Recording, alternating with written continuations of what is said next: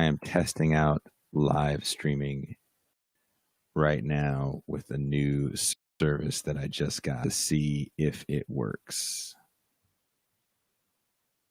If anyone can hear me, let me know. If you can't hear me, let me know. Because then that would suck even more. Especially if my microphone's not working. That would piss me off. But a few things just are happening for me. One of which is enough people have hit me up personally. They're like, hey, you should do some sort of video for your show, the This is Revolution podcast. And that's what I'm working on doing, is more video. And one of the more recent shows has gotten a lot of play. It is a show I did with author and Michael Harris. You know, the whole show, I didn't even call the poor guy to Michael Harris. I'm too quiet? Oh, that sucks. Does it sound like I'm coming through the microphone, or does it sound like I'm coming through computer internal mic? What's up, Markowski? It's been a minute, too. How are you? What is it like are you in Honolulu? What's Honolulu like right now? It looks like the first Total Recall, the original Total Recall, the Arnold Schwarzenegger Total Recall, exactly what it looks like outside when they go to Mars. So there's that.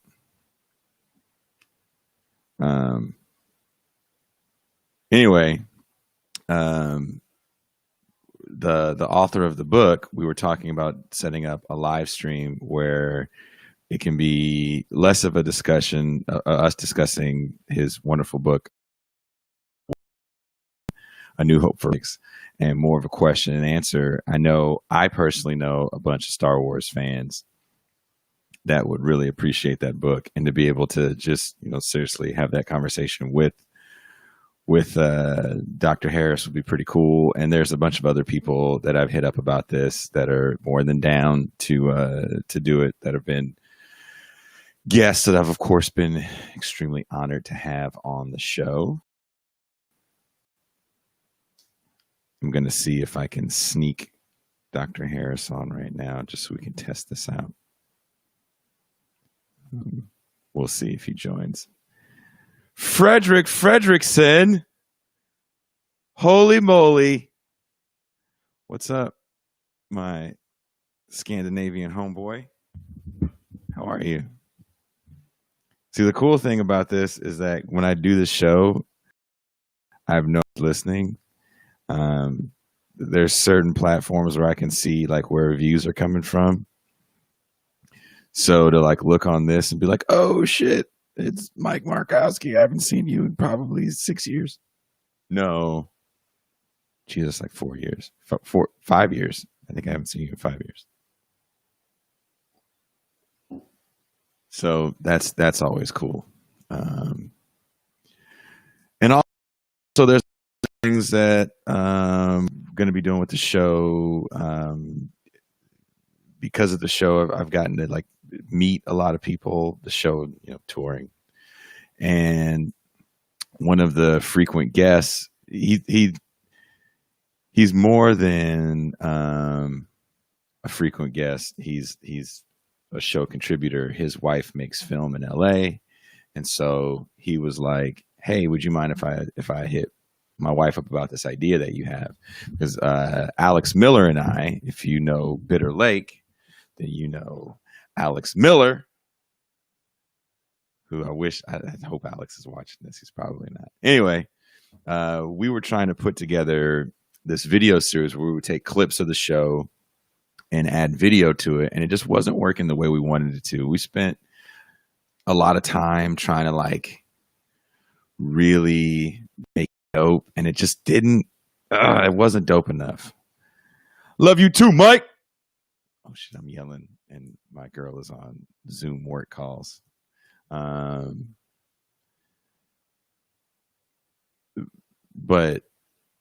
there's going to be an animated component to the podcast where we're going to have these short animated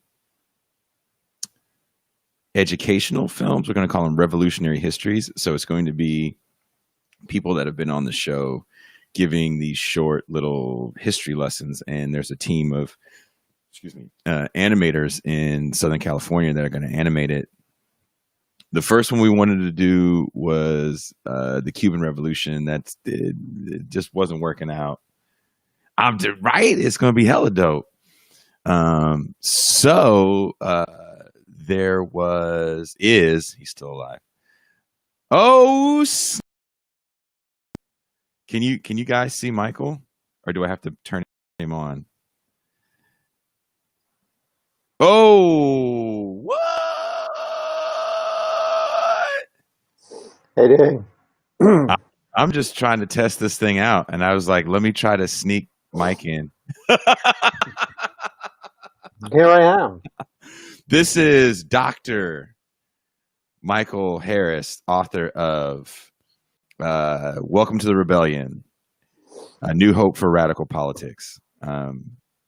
We wanted to do a Q&A thing, and I've been trying to figure out a way to do it on multiple platforms. So this morning I woke up and did what all young people do. I Googled streaming on multiple platforms.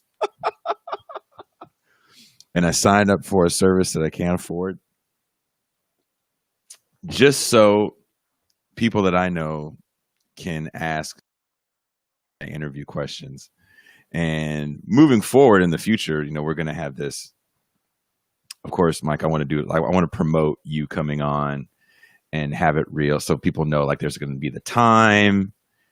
And also, when we have the graphics person, the show actually does have a graphics person. I do not do those really cool graphics. That one that has you, the one I posted on Instagram today, I don't do that because I don't know how to do that.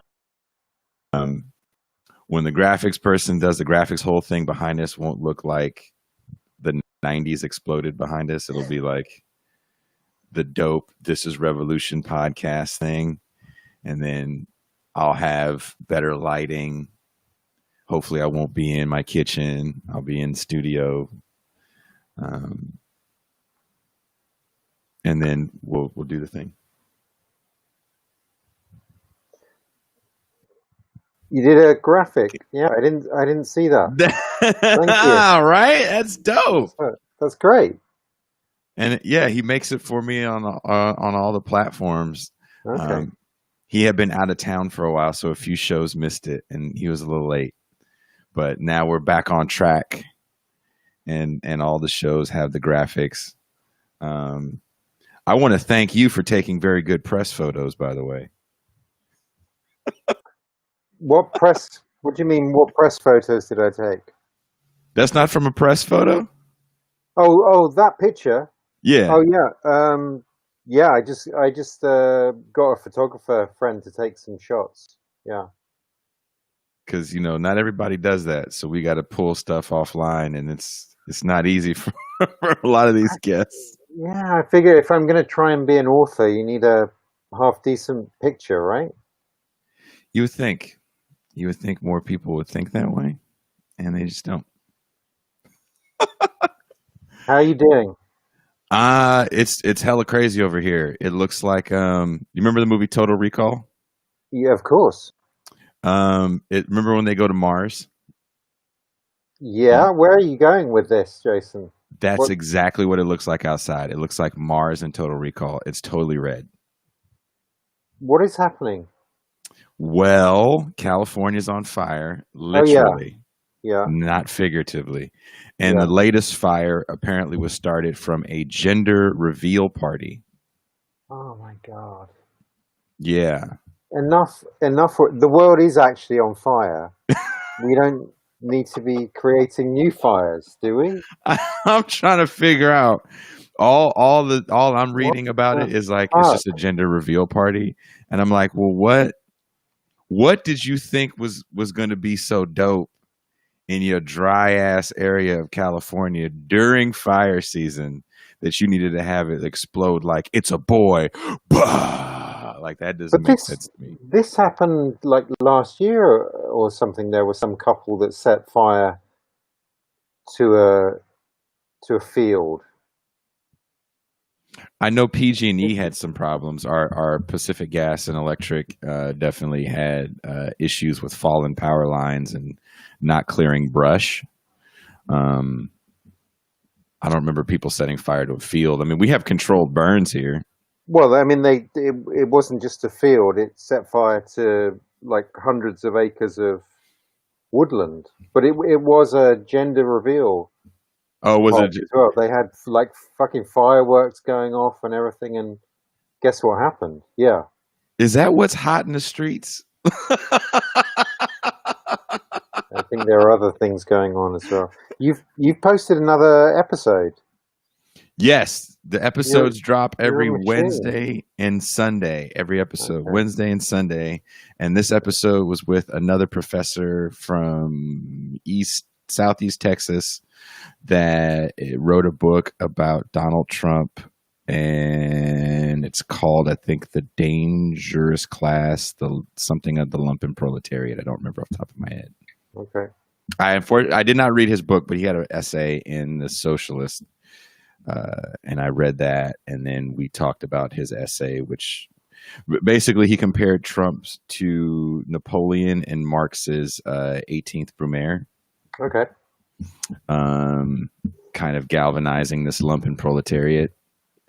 And I mean, I kind of thought that was right on. How what a lot of people are what I'm seeing people are saying about Trump not winning another election is less about him trying to stay in the White House and more about him being able to kind of mobilize this quote unquote basket of deplorables, if you will, as almost a brown shirt type military force.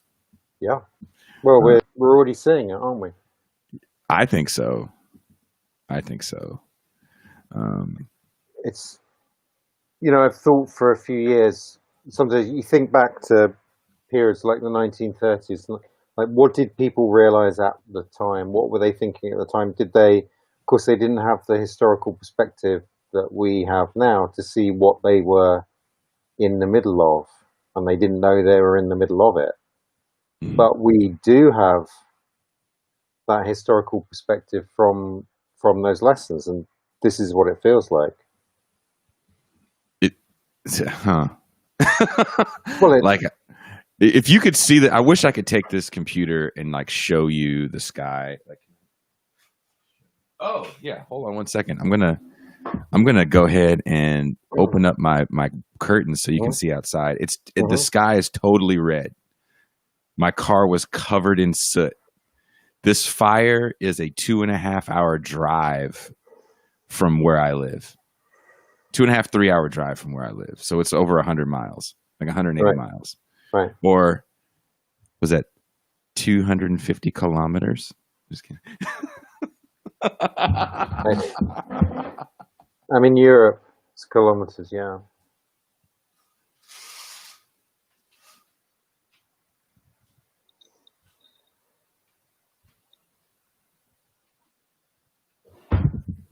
This is so crazy. So I'm lifting. Can you see? Oh my God. Oh, it's the end of the world.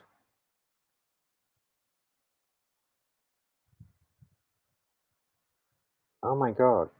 Hold on. So, what time is it there?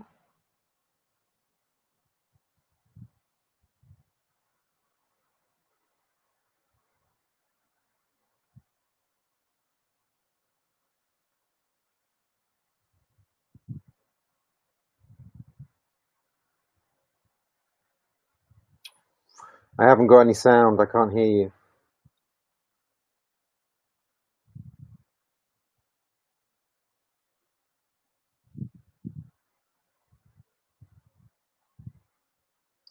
Can't hear you.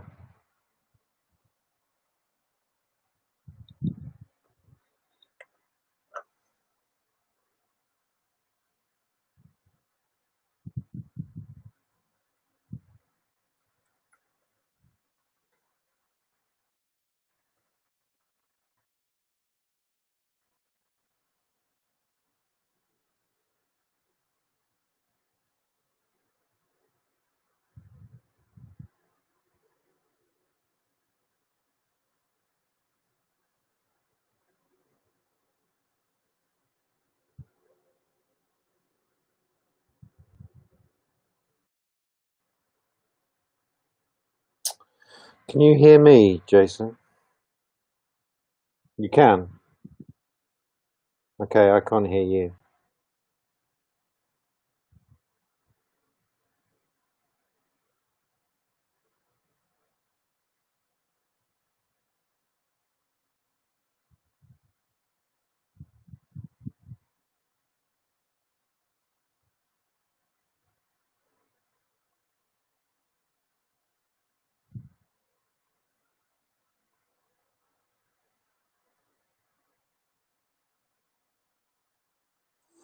No, I can't hear anything.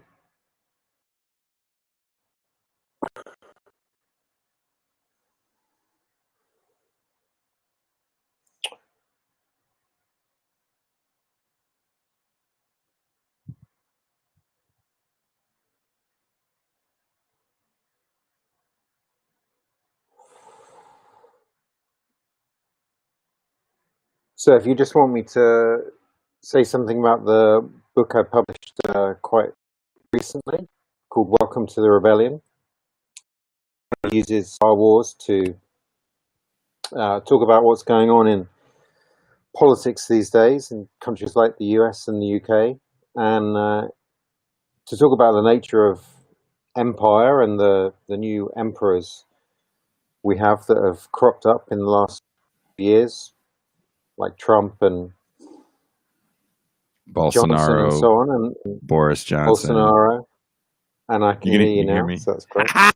Yeah,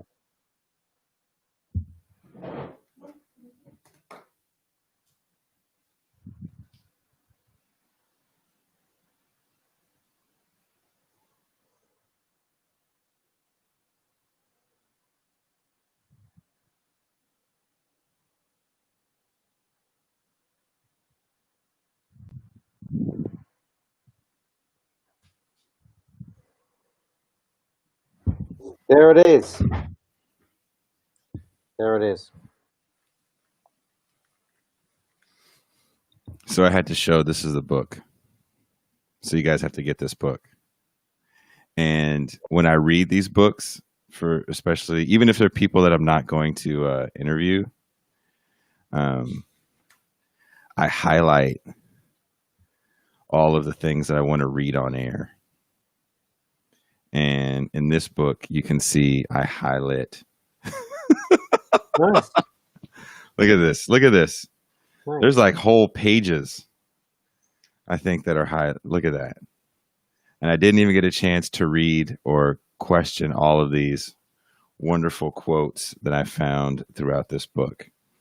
So I was actually reading a different book before I got this one. I was reading, oh, what was I reading? Black Marxism by Wes Robinson. And it was really, Mm-hmm, really dense. mm-hmm. And I didn't feel smart enough. Like, you know how when you're reading something, you're like, I think I need a dictionary next to me? Yeah, but because I spent a little bit of time in academia, but I always knew I didn't want to be an academic, and just because everyone is so fucking miserable all the time, it should be the best job in the world if you're interested in ideas and Mhm. teaching young people and mentoring young people and writing. But at least in England, everybody's incredibly miserable in academia because I all feel the like it's the same here.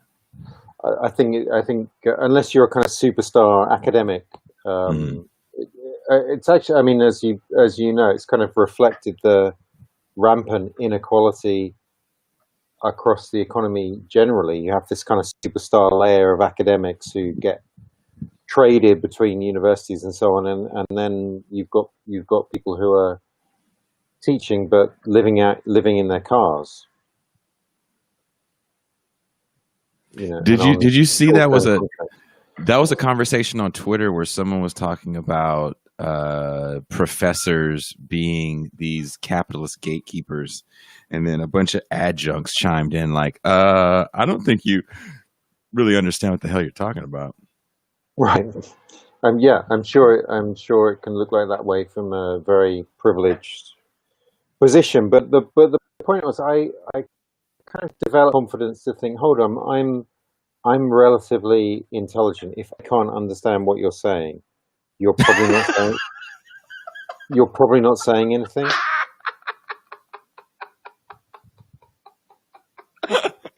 That's the way I feel about like a lot of I don't want to say a lot of left media, but there's a good share of left media that can get real theory deep, and Yeah. it's almost like they want to alienate the people that they're supposed to be trying to uplift. Yeah. Well, it's a kind of self-appointed intellectual vanguard, isn't it? Mm-hmm. Mm-hmm.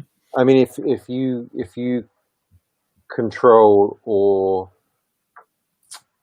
put limits around, put gates around understanding the nature of society or the kind of society we could build or revolution or whatever, then you can control it.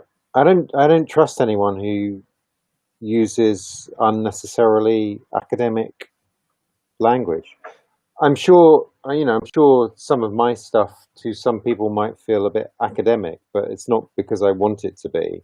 It's because I just need to learn how to write and communicate more effectively. It's not. I remember distinctly the moment I knew I wasn't going to be an academic. I was in some seminar. There were other researchers there, and I said, "Hold on, isn't it really this? There's a powerful class that wants to exploit us," and everybody looked at me like I just said the kind of dirtiest thing. Like, no, it's not that simple. It's not that simple to me. I was like, I'm not cut out for this world.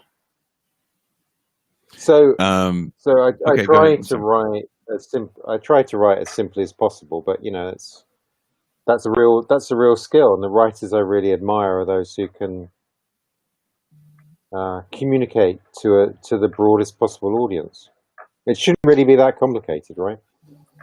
I actually brought you up in the latest episode that's up right now. I'm trying to remember too, because I do these, as you probably realize, I do them so in advance. Like I'm done up until the 20th of September right now of shows. Oh wow! This latest episode, I brought you up because we kind of talked about grand narratives for a second, and kind of the lack of a grand narrative. And Professor Barrow actually did bring up what you say in the book is the left has kind of been against the grand narrative since it's been kind of used against us. Hi, Mariah. Hi. Hey, kids. Sorry, my niece and nephew are next door. They literally live next door. Great. So they're saying hello. They're 5 and 3. And I thought that was real interesting because someone else posted on social media. Hopefully she's watching this quick little live stream test. She says, "What does the left need to?" I think the question was like, "What do we need to do to galvanize the left?" or something along those lines. And I just wrote a grand narrative because I feel like the right has one that they use really well, and we're so busy trying to like debunk that we don't really have our own story that we can get behind. Yeah. And people just want to get behind slogans. So, oh wait, right? Obama, hope and change. Like that's a really easy thing to get behind is hope and change. And I look at what Sanders and Trump did in 2016. I definitely think Donald Trump took a ton of what Bernie Sanders was saying and just tweaked it enough for his hateful base. With these elites, these coastal elites are they're the ones robbing you blind, and they're the problem is the coastal elites or the Democratic Party. Yeah. And I felt like I mean, there was no answer to that. Yeah, well, there certainly wasn't an answer on the kind of Clintonite centrist part of the Democratic party. Um, I think I read an interesting article this morning. Actually, I'll try to remember where it was from, but obviously we think about Trump and his base and the hardcore supporters and the people that go to his rallies. But this piece I really like because it was about people who voted for him, probably won't vote for him again, but they voted for him not because, I mean, they knew he was kind of an idiot. They knew he was offensive. They weren't attracted to the racist statements or the misogynistic statements. They were just they just wanted some hope, you know. And they didn't get hope and change with Obama, and the healthcare mandate, you know, was still expensive to them. They couldn't afford good healthcare still, even after the Affordable Care Act. And you know, you're in some Midwestern town that's had or city that's had its heart ripped out over 30, 40 years. And this guy who is a successful businessman on TV, you know, says he's going to go to Washington on your behalf and shake things up. And you think, yeah, why not? Why not give it a go? I mean, the alternative is Hillary Clinton, and I know that hasn't worked for me. The so-called third way, you know, Clintonite policies, they haven't worked for me for the last 30 years. So why not? And it's so, you know, we talk about there's more Trump base who love everything he says and want to follow the emperor, but then there's some part of that constituency who were never true believers in that way, but they felt they had nothing to lose. And of course, Biden is not talking to them either. Biden is not offering. Never has. Never has, and that's not his intention. And that doesn't appear to be the electoral strategy as well. Well, that's scary, isn't it? Because there's a danger of repeating what happened 4 years ago. The last show I did was yesterday. I interviewed an author named Richard Rothstein, who wrote a book called The Color of Law, which is about how the United States government kind of created segregated communities through policies, not just redlining, but, you know, just bigger than that, policies with the FHA and housing and who could get housing, who couldn't, yada, yada, yada. And we were talking about FDR type policies, and he brought up an interesting point, because FDR is, and I'm talking about Franklin Delano Roosevelt. What up, D? Sorry, can you see the chat, Michael? No. You can't see the chat? Well, it says chat is loading, but it hasn't loaded yet. Oh, you got slow ass internet, huh? Possibly, yeah. You probably have better internet than us here, so I'm gonna stop messing with you. I'm on shared internet, so you're probably right. Oh, that's why. But that sucks because you can't see the chat. So if people are asking something, you can't see it. Oh, okay. That's really what it's for. So if they can talk to you and you can see them. But what his point was that black support for the first FDR election was with Hoover. It was with the Republican Party. Right.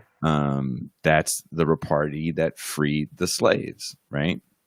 The Republican Party, the Democratic Party was still kind of beholden to its Southern Dixiecrat base. And that is why a lot of the policies that got passed during that New Deal era had to still make concessions for that Dixiecrat wing of the Democratic Party.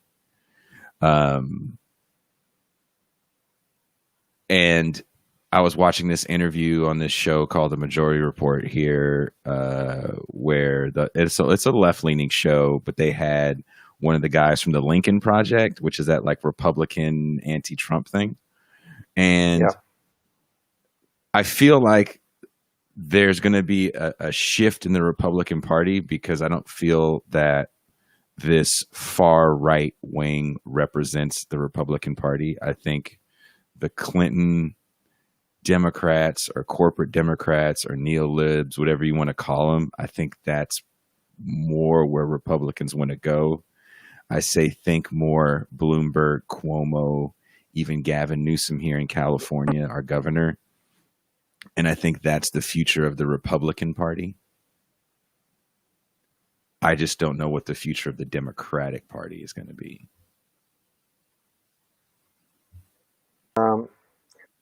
I disagree with actually.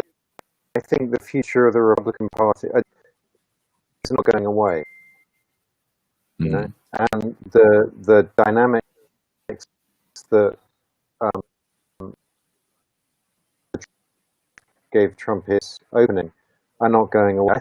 I think they double down on this, even though we've been saying for years that the demographics are against them, and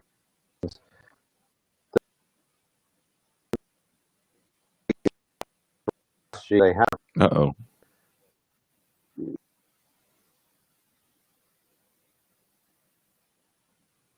Uh-oh. Where'd you go?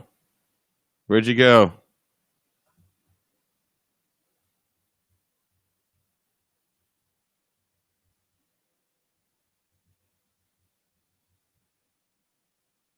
Professor, doctor. His internet just died. Wida! Wida! How are you? So I can see the chat. I don't know if you guys can see the chat on Facebook. Definitely talk to me on Facebook because I don't know what to say.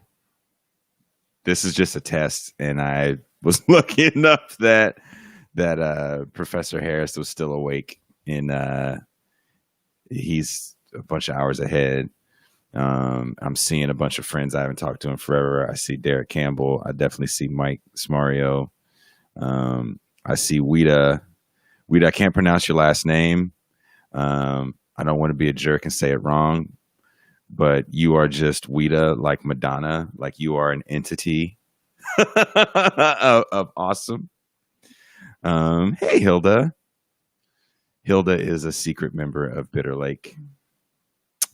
Wida played bass with us and booked our Brazilian tour. He is a tour manager and singer and guitar player for a band called End of Pipe from Brazil. We got to go all over Brazil with Wida. Why should I interview your ass, D?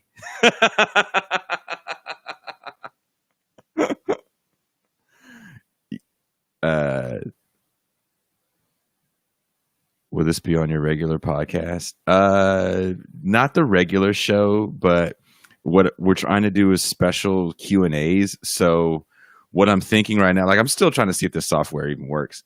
What I'm thinking about right now is the professor's back. What I'm thinking about doing right now is after we do a show like Professor Harris and I did, I think you guys heard it Sunday. When I do a show like that, and there's the response that we got from the show, setting up a Q&A, trying to figure out the day that works. And then people can chime in and ask him questions about, of course, the book. Usually I'm talking to authors, but whatever it is we're talking about, if it's a politician, ask him about their policies, head up any questions you have.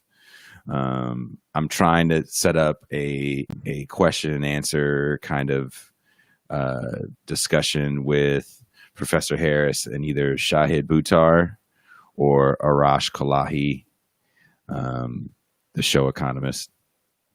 And that episode with Arash is going to drop this Sunday. We just did another episode on the state of the COVID economy, which was a really good talk. We talked for a while. We talked about your book, Mr. Harris. He had bought it for his son, and they were all stoked to read it. Derek Campbell, listen to the episode about a stripper in North Dakota, because I talk about our time in North Dakota. I don't know if I told you, Professor Harris, I worked in North Dakota cooking for angry rednecks. Yes, you did say that. Yeah.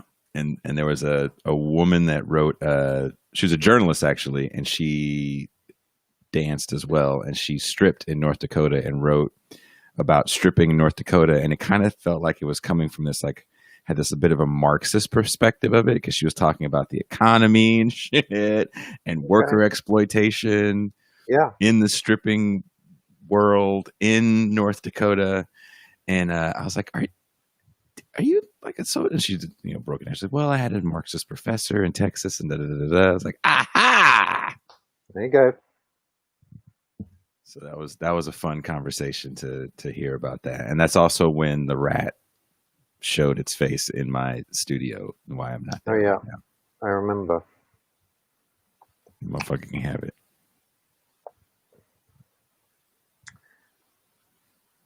So this article, yes. No, keep talking. I'm just showing the book. I was going to say this article I mentioned I was reading this morning. It was called "How Trump is Losing His Base," and it was in the American Prospect, which is not, a lefty. It's more a centrist liberal.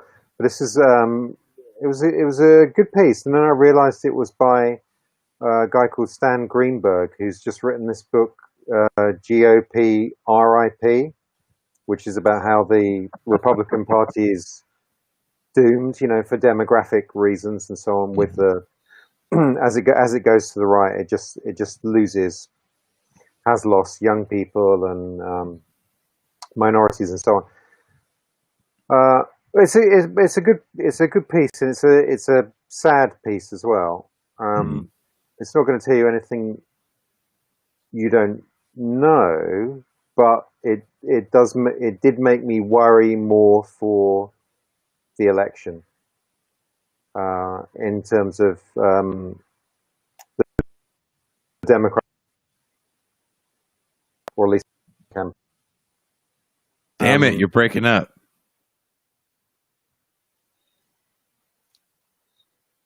I can see you, but I can't hear you. Are you talking? Here? Yeah, I'm here, but you broke up on us. Can you hear me now? Yeah, now I can. You said something about you were worried about Biden, and then you broke up. Okay. Making the same mistakes again. Making the same mistakes as the Clinton campaign in not telling a simple story that can give people a little bit of realistic hope, and not just talking about one or two simple policies that would obviously improve their lives. Mm-hmm. I don't think people are necessarily looking for kind of soaring hope and change anymore, and they probably wouldn't believe it if they were getting it from an Obama-like candidate. They just want to be told a couple of things that will improve their lives. And what can you say from the Biden campaign? Memorable policies that can stick in the minds of voters like that.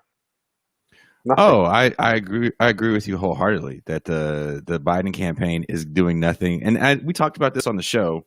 Yeah. What I need to do is put a link to the show. But the Democratic Party, in my opinion, is just more than happy to be the opposition party. And what we're seeing is people rallying behind fear. If Trump is running on the fear of this weird Marxist Red Dawn-esque empire that Joe Biden and the AOC wing of the Democratic Party is going to unleash on the American people, silly. Then the Democratic Party is running on the fear of the authoritarianism that is coming down with Donald Trump. And I don't see that as a winning strategy on one hand, but I think, to your point, enough people are just tired of his bullshit too. Yeah, whether they vote for the challenger though is a different question, right? These people we're talking about who were never Trump fans, they were never the Mm-hmm. people turning up at the rallies in Stars and Stripes T-shirts and MAGA hats. Mm-hmm. They just thought, why not? He's a guy who promises to stir things up in Washington, and that's what we need. Um, then they're not going to vote for Biden. They're just going to stay at home. Mm. Mm. So Yeah. that's so with voter suppression and voter intimidation and so on. That's how he can sneak a win again. Hmm. I mean, the voter suppression is the one thing that is scaring kind of the bejesus out of me. Um, a lot of this, he's sorry, I'm sending a link on this on our chat so people can see the show that you and I did. Um, that whole like post office suppression. Yeah, um, all the fraud that happens with mail-in voting. Oh, someone, Ashley Nicole Fouts, says green wave. So we have a green party here in the States. And I interviewed the presidential nominee and the VP nominee, Howie Hawkins and Angela Walker. okay. Angela actually says she's coming back on the show. So I'm stoked about that. Maybe I can do a question and answer thing with her. And so there's like a lot of, if you look at like left Twitter, if you will, there's this infighting where there's a lot of never Biden people that were Bernie people that are like, Yeah, well, I'll just vote for the Green Party, especially if you live in California. It's a blue state, so it doesn't really matter. And I don't see, as much as I personally like Howie Hawkins and Angela Walker as people believe what they stand for. Um, I love their platform. I don't see the Green Party swaying enough votes to sway the election. It's going to get framed that way if Democrats lose, sure. right? As Jill Stein cost the election for Hillary Clinton. It's like, sure, she did. Jill Stein. No one would know who the hell she is. So. Yeah, and obviously that's a distraction from the people that say that are distracting from the more important point, which is why those voters, why those Green voters didn't feel comfortable, to say the least, voting for the Democratic Party. And they're never going to let. And what's sad is, I think if the Green Party or PSL, I also had Lariva on the show, Gloria Lariva, who again another person I love as a human. If these people were allowed to be on the debate stage, I think the American public would see the two-party system kind of for what it is. But because of all these weird, real effed up rules about who can get on and who can't get on the debate stage and how many votes you have to have just to get on the debates, how would you know that there's like a real deal third party in this country when you can't even see them on the debate stage? Even I hate the Libertarian Party, but even they can't get on the debate stage. Well, I was going to say, yeah, I mean, the Libertarians have the same complaint, don't they? Mm-hmm. It's a fair complaint. I mean, get them on the stage and have that conversation. When they can't even get on the stage to have that conversation, it's frustrating. Can you see the chat now, Mike? I mean, the chat. Can you see it? Damn it. it says it's loading, but it's been saying that for the last half an hour. Apparently, some people are sharing it on different pages. So if you're sharing this on different pages and you're watching it on like a different page or a different group, we can't see your chat.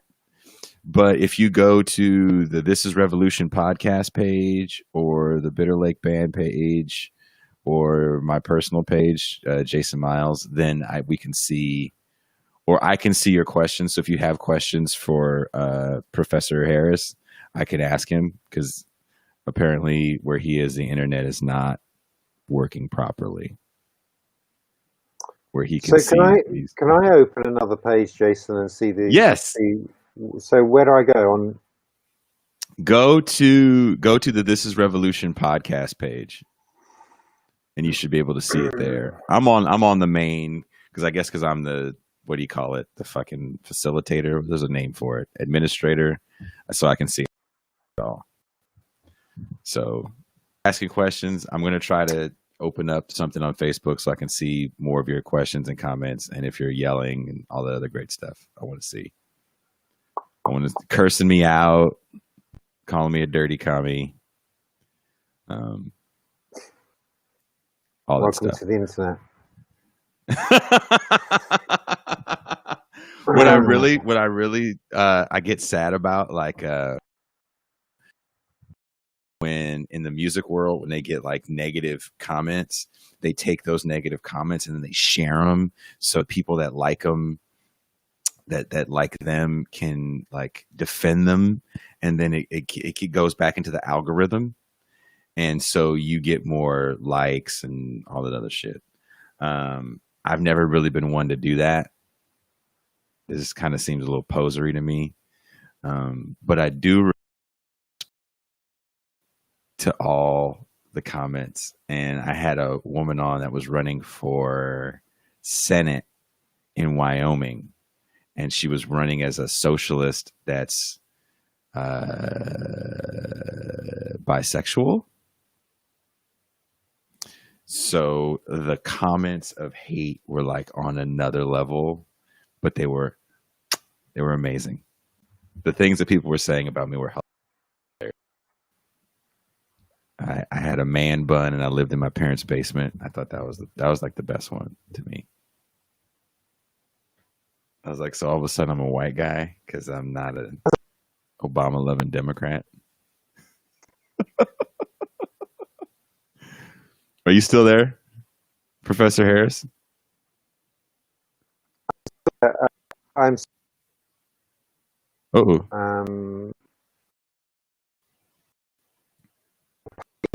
I mean the SoundCloud. What happened now? I'm trying to find the comments. So I went to my personal page to see if I could see it. And I can't. Yeah, where is that? I'm at my. Let me see if I can just like shoot it to you. Oh, look. I'm seeing me talk to you on my page. But yeah, all I can see from my page is the comments. If anyone has shared this, have you shared it to a group? And if so, can you like put the group that you shared it to on the chat so we can see?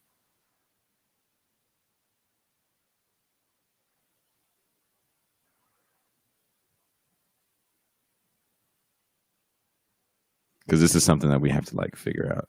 I like your man bun.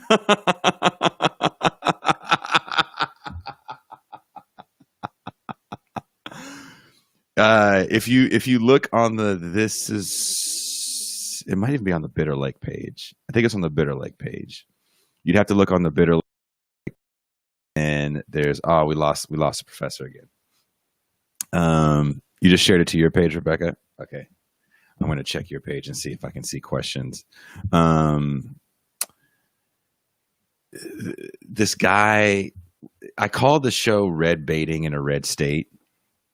And it took me, no bullshit, 3 months to be able to promote the show, because there's all these things you have to do if you want to promote content that's political. My brother-in-law, who was just on Vox today, so if you listen to Vox, I should actually share that.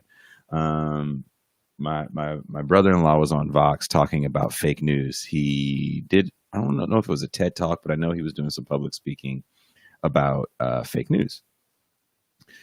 And he was talking about all these articles that are shared that are not real, and how to spot them. And I thought it was interesting because it's easier to promote, fake news stories than it is to boost actual interviews.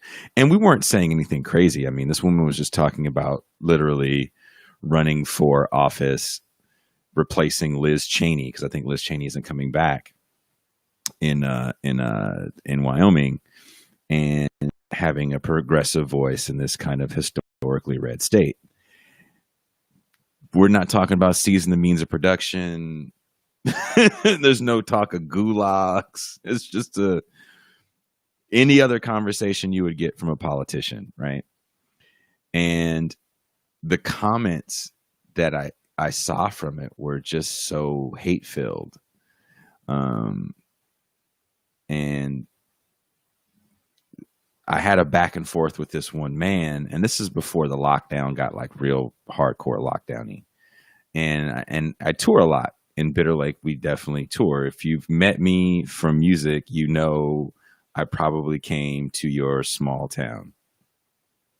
And I was like, hey man, if I'm in your hood, I think he was in Florida. I was like, we can go chill. You can come to the show. I'll get you in, and you can have my drink tickets because I don't drink.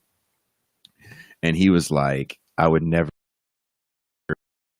with you because you're ruined this country. And I was like, word?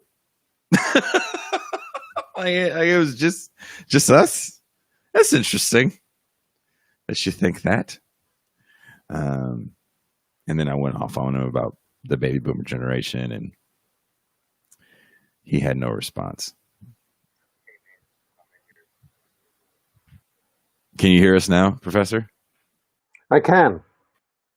Partners, festive progressives. Okay. It's being shared a few different places. What's show mean?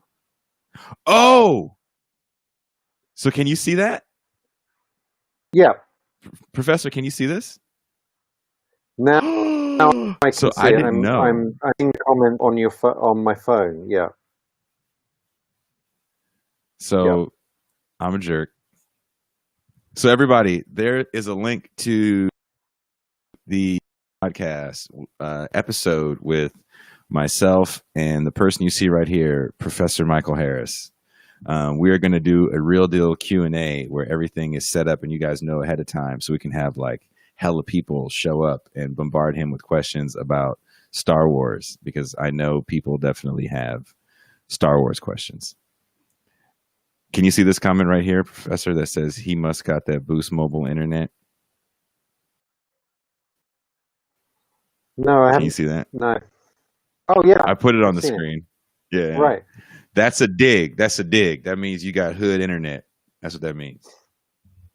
I'm in old. I'm probably in a thing that's like 400 or 500 years old. The Wi-Fi is okay sometimes, but this is probably a bit taxing, and other people are probably using it at the same time. It's probably peak time. Streaming. Yeah. I think that's another thing we got to think about, like the peak times where you are compared to where I am. So let me ask the people that are bothering to listen and chime in. What is a good time for us to do this live stream Q&A where you guys get to ask people like Professor Michael Harris, author of Welcome to the Rebellion, A New Hope in Radical Politics, questions about his book, his feelings on multiple upcoming elections, and authoritarianism in the world today. You can ask him all those questions. What's a good time? What do you guys think is a good time? Because I would like to know what is a good time to do it. And I'm also understanding that I'm talking to people in different time zones. Time zones is what I know is on our Eastern time zone, which is 3 hours ahead of me. I think the professor is out. I'm going to tell him to stop hurting his internet. Let me see. Is he back? Okay. Professor, if it's too hard for your internet, it's all good. If you can't do it, because we were just testing this out anyway. No, that's okay. My brain functions best around 11 p.m. Also, yeah.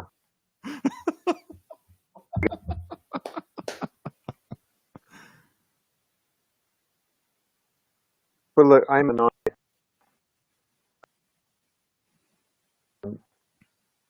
it makes it better.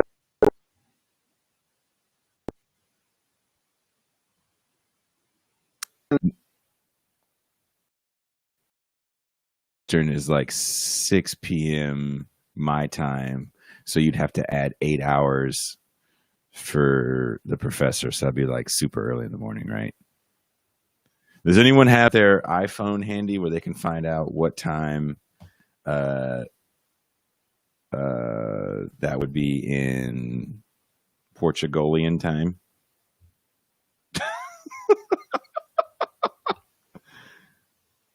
Lisbon. I thought I had Lisbon on my phone. Let me type in Lisbon on my phone. And that's, I have a Marks. Oops. There you go. Just so you know, it's my phone. So the evening, you guys think the evening is the best time? So our evening is your AM.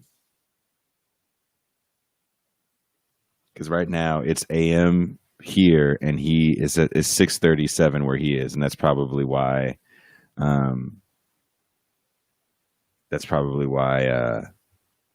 It's so slow, because everybody's home from work or whatever it is they do there. 4 a.m. Damn, that'd be 4 a.m. his time. I can't ask that man to do that. I mean, I can.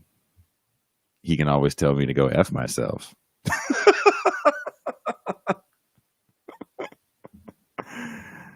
Way past my bedtime. I'm on the East Coast. What state are you in? Are you in New York? You're in Jersey? No?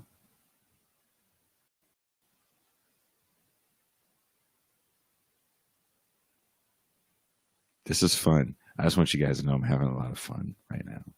I probably shouldn't be having this much fun, because I kind of want to show you, like, where I am right now. I can look right at my girlfriend, and she is not having fun.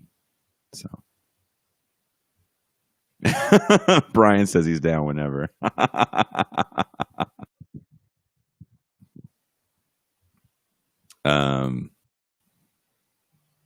You're in West Virginia. What city? Parkersburg? Clarksburg? Charleston? Can you see the chats now? Are you asking me? Yeah. I'm asking you, Professor. I can't see it on the software. I'm seeing it on your Facebook page. When I post it.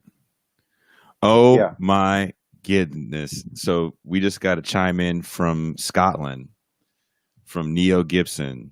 I was just talking about you, Neo, yesterday. No bullshit.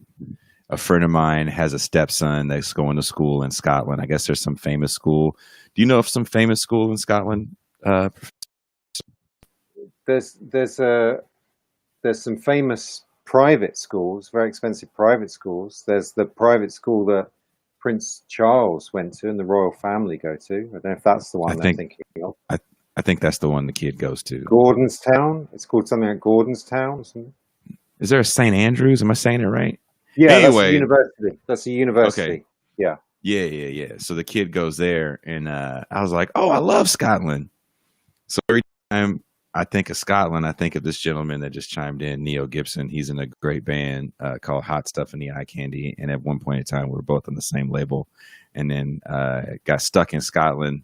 I shouldn't say stuck because it was a beautiful experience. I got to experience all that is Glasgow, and I don't know. I appreciated the fuck out of Scotland, man. That was some real shit. It definitely reminded me of home. So I love it there. And he's joking about Trump. Someone nominated Trump for the Nobel Peace Prize. I don't know if you saw that, Professor. Yeah, there's some far right extremists somewhere in Europe. I think it was Hungary Hmm. or Poland or something. I thought that shit was hilarious. Hell, if they gave it to Henry Kissinger, why not? Did Kissinger win one? What did he win a Peace Prize for? Vietnam? Yeah, yeah. I mean, or it might have been China or what. Yeah, but yeah, there was Dan Lehrer or someone. I can't. Sorry, I can't remember his name. He said when they awarded Kissinger the Nobel Peace Prize, he gave up satire because you can't compete with reality like that. I didn't think Obama did shit when he got his. Well, he hadn't done anything, had he? No. He like walked in the office and it was like, here, you dropped this. Yeah. At least he had a debate about whether he should accept it. I mean, even he was embarrassed, I think. I bet he still shows that shit off. I bet you go to Obama's house, that motherfucker is right there when you walk in. Oh, sure, it's on the mantelpiece. Yeah, why not? Like, But, ah. but I mean, the notion that thing has any credibility died in the 70s with Kissinger. Yeah. Isn't there a separate one for economists? There's one for economics, yeah, as well. And Which Friedman given, won that, right? Oh, it's been given to all the worst right-wing economists. All of them have won it for terrible stuff. So someone says 4 p.m. Pacific Standard Time equals 7 p.m. Eastern Standard Peak Time equals midnight in Portugal. So if we did it at 4 p.m., which is like good for me, is that like party time still in Portugal, or is shit pretty shut down? Well, no, I mean it's when the Portuguese go out. So it actually would be good. Yeah, that's when they actually go to the club. You go Or are to we a club fucking in up your Portugal nightlife? before midnight. No one is there. Only a few English people are there, wondering where everybody else is. That's how people in New York be talking too. Like, man, we don't even leave the house till midnight. Man, shut up. Yeah, You have to leave the house before yeah, midnight. Blind ass. yeah. But honestly, I don't mind any time. I don't mind. Let's get up in the middle of the night, make myself a coffee, and let's go. Okay, then let's do that. Do you want to shoot for next week, or do you want to do it this week? It's your call. I don't mind. Yeah. What day weekend is better, or We can do the weekend. I mean, I did I tell you I quit my job? no? So I got I quit. I'm right now. Okay. I got a lot of free time, and I'm not trying to go anywhere and spend any money. Sure. Yeah, let's do it. Sunday. So Sunday, because that's the day that the show usually drops, and we found that we did the numbers, and analytically, Saturday is like a horrible day. Yeah, I think Sunday feels good. So Sunday, 4 p.m. I'm going to start trying to make promotional material for it. It'll be our first ever Q&A. You guys can ask Professor Harris a bunch of questions about this book. Actually, you can ask him about both of his books because he has. Not gonna lie, I read this one because his other book is about what's that movie? It's the movie Hunger Games. Yeah, you haven't seen it, but that's not out yet. That's not out yet. That's out in April. So he wrote a book about Hunger Games, and we had a conversation. I think we had it off air. It wasn't recorded. Oh shit, he's got it. Is it called Stay Woke? It's Stay Alive. Topically titled Stay Alive. Now, why couldn't you have like is that a Hunger Games kind of thing on that crustacean? What that is, it's a daffodil, which is kind of it makes sense when you read the book. Okay. Because you have a lightsaber on this one, which is badass. Thank you. It was done by the same. It's a friend of mine, designer, who did the image. Is his name Banksy?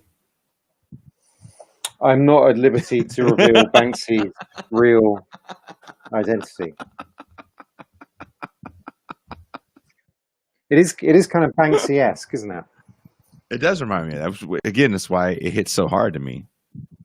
It's got that Banksy graffiti kind of feel to it. Like, yeah, we're finna talk about some real radical shit and energize the left and do it. I was going to do T-shirts. Do you think I should still do T-shirts? Yeah. There was going to be T-shirts and everything. And what happened? Life happened. But also, I wasn't sure. Some people didn't get the image. Some people were like, I would show them the image, and they were like, "What's that?" Word. Yeah. I think if you, I don't know. I've been trying to like share the show. The idea in my head, and I didn't really get around to doing it because I was still working at the time, was to share the show with the image that our graphics guy makes, but also share it with just kind of random Star Wars imagery. Like I did a post the other day with just a picture of the toys from the 80s. Yes, those old catalogs. And then I did one of the movie poster of Star Wars. So I was just going to like share all these like Star Wars things and see if it got people energized, which apparently there was one person, hopefully she's listening right now. Her name is Rebecca. She shared the show on a meme a bunch of times, like 80 some times or some shit like that. And the meme had a link to the show on it. So hopefully some people are checking out the book, because I definitely have buy links on the show. Nice. Book. That's Rebecca Reel, who's been in the chat. Is that you, Rebecca? Say something, Rebecca. Oh, she said something. She says, yeah. Oh, what did you do? You just moved? The Wi-Fi got better when you moved? Me? Yeah. Well, I moved slightly, but it wouldn't have made a difference to the Wi-Fi. Oh, okay. I didn't know if you had like hood-ass Wi-Fi, like old school TVs, where you gotta like move. She says, "Look, did you see that? What that says? That's the shares." You see wow. Ha! That's incredible. On Instagram, Facebook, I think. Wow. Okay. Facebook, right, Rebecca? Rebecca is Facebook. She's not responding. Maybe there's a delay. I feel like there's a delay. Which sucks because I have to pay for this site. Yeah, so we'll do a Sunday at 4, and I'll start doing the promotion stuff. I'll hit up the graphics person, and because also we're going to change this whole situation.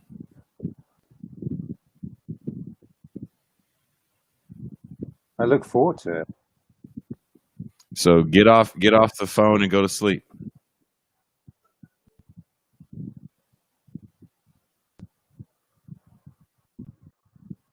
Peace out, Professor. I will talk to you on Sunday. Mm-hmm. Peace. Okay. Bye. Take care, Professor. Sorry for the delay. We'll get that straightened out. This is the book, Welcome to the Rebellion, A New Hope in Radical Politics. I might be doing the show from the studio. We've been talking about going in there with some glue traps and handling this rodent situation. If there's anyone watching this locally that would like to come help, I will buy you dinner if you come help set this up. Because,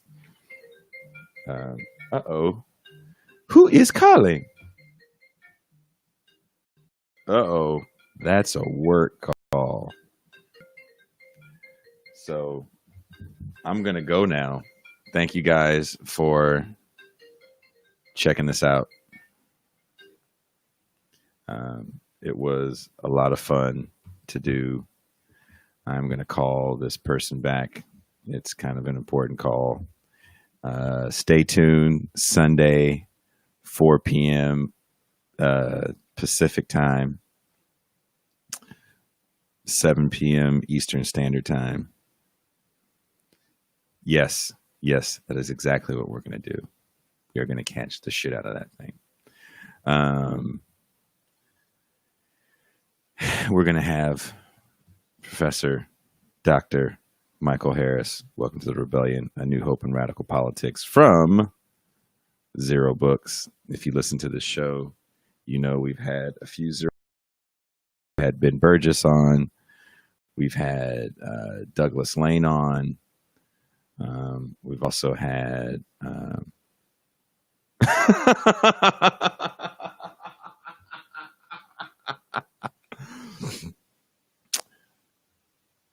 I kind of want to get into the whole quitting thing, but I'm going to wait because I had a whole like podcast centered around why I quit, because it's actually very relevant to COVID and the economy and labor exploitation and everything I believe in. And that's funny because I left. I will tell you my last words as I left. We had a meeting. And in that meeting, the last thing I said was, and we all have masks on, right? Because I work in a NEO. You probably don't know this. I don't know if you listen to this show at all. But I work we have these emergency shelters for the unhoused or the homeless population here in California that are hotels. So they basically took a bunch of people from the street and they put them in hotels. And I work at one of those hotels. And the hotel I work at is supposed to be a non-COVID positive hotel, and next door to us and behind us, they have what's called like COVID positive hotels, or people that have been exposed, homeless people that have been exposed to COVID, sit in these hotels for 2 weeks. These other ones, in mine, it's not. Again, I'm going to get into it on this episode that's coming up. But I had warned of an outbreak for a while, and through my mask, I said, I've warned you about this for months, and you didn't listen. I'm not doing this. I quit. And those were my last words. And I just walked out, and she goes, okay. And, oh, word. Good. I mean, no one's using hotels, right? Yeah, that was it. I do, my job there was to provide like groups and services for the population. And I had 2 groups that were to happen that day. I had a women's group. I was dealing with violence and trauma. And I had a men's group that was also a men's group dealing with violence and trauma, as far as like being the perpetuators of it. And I bought donuts for both groups, which we had to cancel. And I gave a dozen donuts to a person that just happened to be standing in front of me, and I gave another dozen to a security guard. And I said, "You do a great job. Thank you very much for all that you've done." And I quit. But yeah, I don't know. They know that HR actually called me yesterday and said, "Hey, we sent you this stuff. Can you send it back? And we need your computer back." I'm not talking on my work computer, by the way, because that computer sucks. But yeah, I'm going to do a whole thing about that, the nonprofit industrial complex, if you will. But I am stoked for your questions on Michael Harris's book, Welcome to the Rebellion. I'm going to post it one more time. Let me see if I can. Bam. There is a link to the show that we did on Spotify.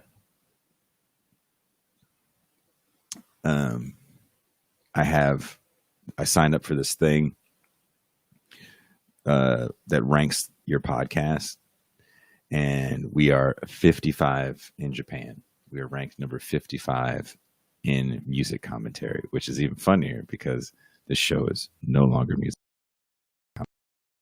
55, and we're like 140 in the States, which is cool, I think. But yeah, check that out, please. Get your questions ready for Professor Harris. The book is definitely about Star Wars. His Star Wars knowledge is pretty deep. Relatively decent Star Wars knowledge. I mean, we're not talking about the cartoons and shit, and we definitely doesn't get into the Mandalorian, but just, was it the 9 movies and Rogue One and Solo? Like he gets really deep into those and how they work into today's society.